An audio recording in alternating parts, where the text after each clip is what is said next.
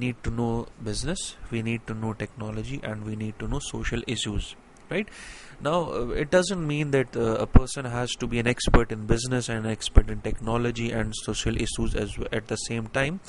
The main person, the owner, must have a general or a basic know-how of these things. But when it comes to actually doing it, you definitely need to hire people or work with people from these different areas.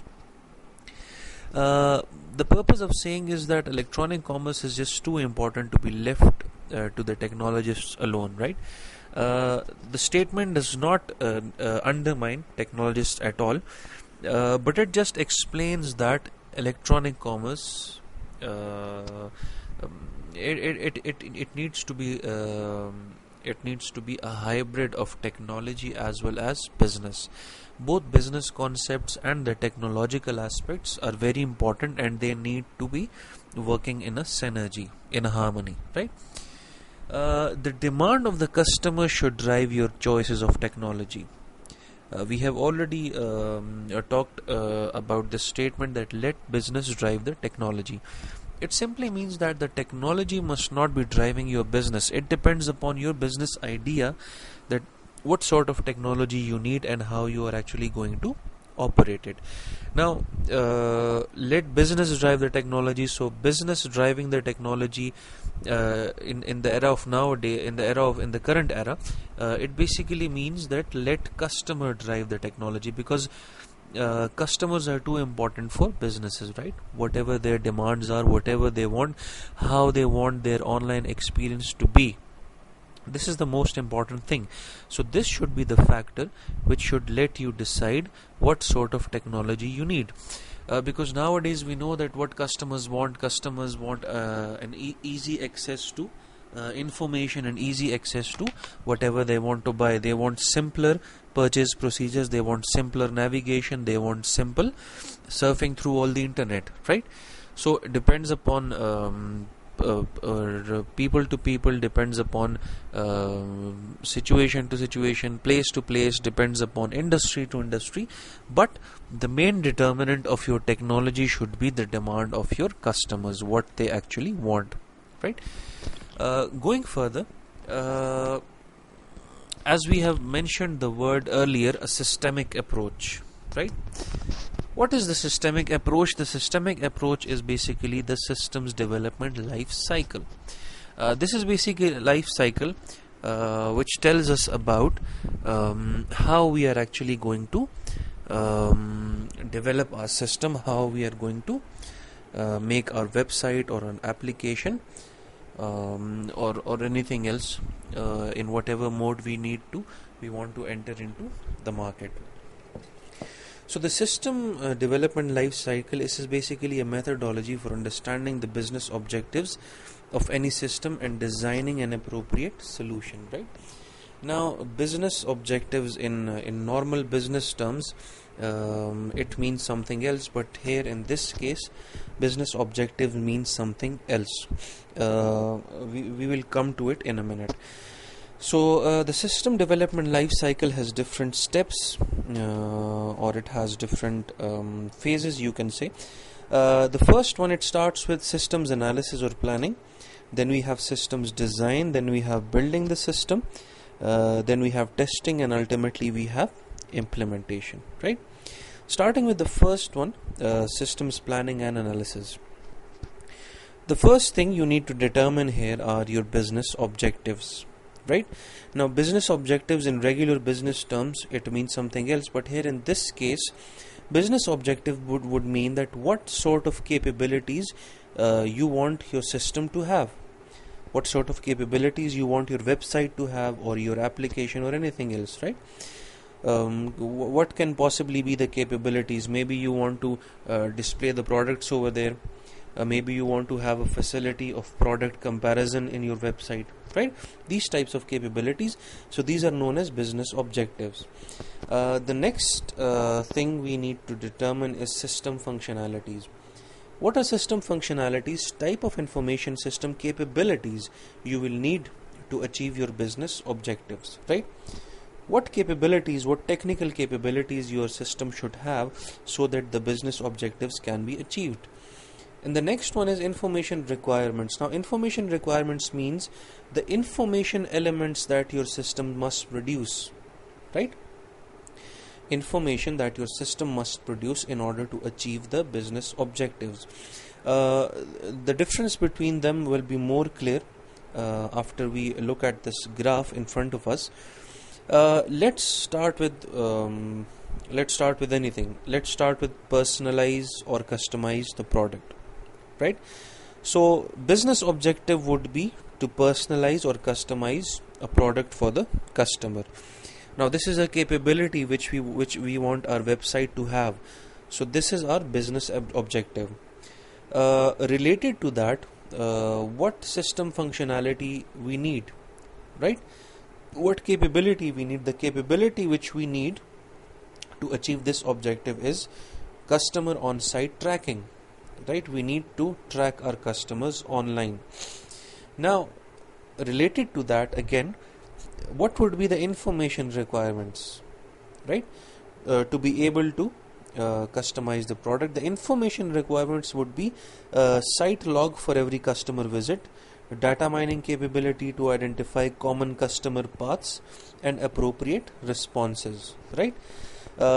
This was just one example. If we take another example, the business objective is to display goods. We want our website to be able to display products, right? System functionality required for that is a digital catalog. This is a capability, right? And then for digital catalog, what are the information requirements? We need dynamic text and we need graphics catalog, right? We need to have graphics catalog which can actually support the digital catalog and ultimately able to display goods. So this is the whole table. You can go through it in your own time, but this was just to give you examples as well as to clear the difference between these three. The second step of the systems development life cycle is the system design. How we are going to design our system. Now, system design actually means what should be the hardware and software preferences, right? The first thing which needs to be determined here is the system design specification. What is a system design specification? It means description of the main components of a system, right? What are the main components of a system and how they are related to each other? What are the main components of a system and how they are related to each other? The next important thing is logic design. Logic design, it describes the flow of information at your e-commerce website, the processing functions that must be performed, the database which will be used, what would be the security procedures, and other controls as well, right? So logical in design, mainly if we want to define it, it describes the flow of information in your website, right? We have a diagram ahead which will make things more clear. Then the physical design. Definitely it means that when the logical design is actually translated into physical components. Obviously, all these software component of any computer, they do need a physical component as well. For example, for processing to happen, we actually need to have a physical processor in our computer, right? To be able to host a website, we actually need a physical server over there which can host that website, right? So this diagram it explains the simple logical design. This is a very simple logical design. Let's start with the first step, website customer, right? There is a customer and he just logged into a website, right? He just visited a website. When he visits the website, the next page that he actually comes across is the login verification step, right? So now login verification set, the customer would actually enter his login ID and password or whatever mode there might be. Now when he enters that, it will either be accepted or rejected.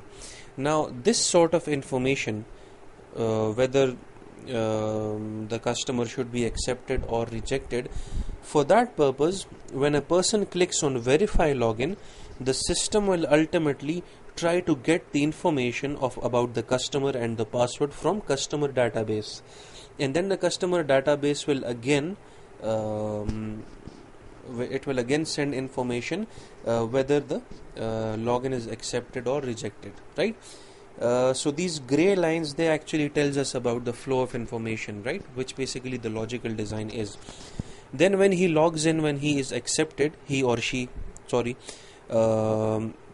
when he or she is accepted, maybe there will be a display of catalog pages, right? Now this sort of information would be retrieving continuously from the catalog database, right?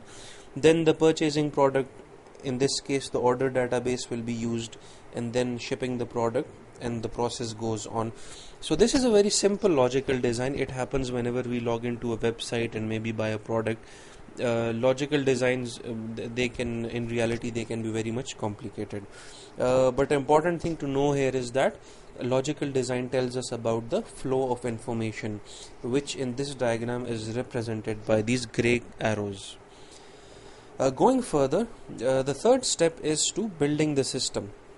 Now we have planned and we have thought a lot about it. Now we actually have to build the system, right? We actually need to develop it. When we are building a system, mostly there are two parts of any system, right, or any website. The first thing is development of the website, actually coding it, actually making it, how the website is going to look,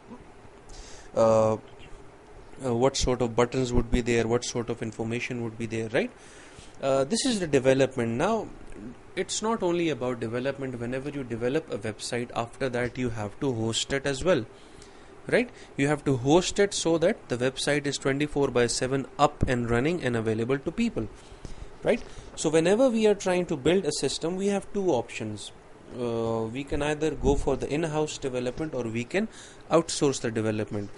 I'm pretty sure you people already know the difference between outsourcing and in-house development.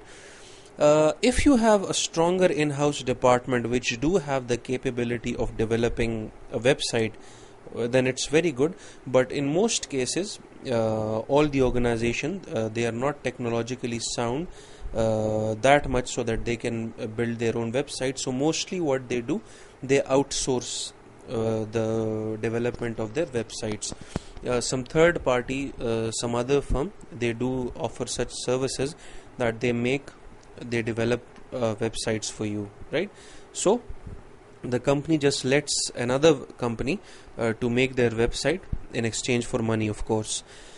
This was about development. Now the same goes with hosting. You can either host your website yourself if you have the capabilities. If you do not have the capabilities, there are a lot of websites, there are a lot of options who actually give you the facility of hosting your website 24/7. Maintenance and everything is then responsibility of that third firm, right, which is actually going to host your website. What you only need to do is to pay them whatever they want. There is another concept here that is known as co-location. It is more related with hosting. Now co-location is actually something in between hosting and outsourcing. It is not completely own hosting, and it is not completely outsourcing. What happens in co-location is that what they do is the company, the original company which actually wants to make a website, that firm actually purchases or leases a web server, right?